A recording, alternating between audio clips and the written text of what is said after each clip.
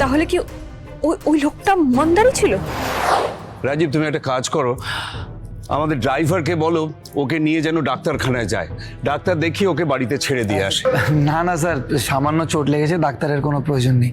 বাড়িতে সবাই খুব চিন্তা করছে স্যার, আমি এখন আসলাম।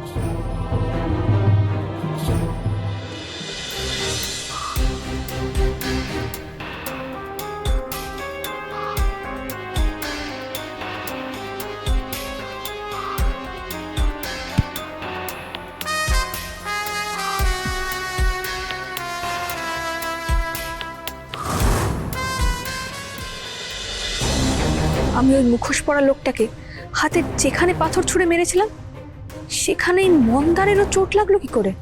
তাহলে কি ওই ওই লোকটা মন্দারই ছিল?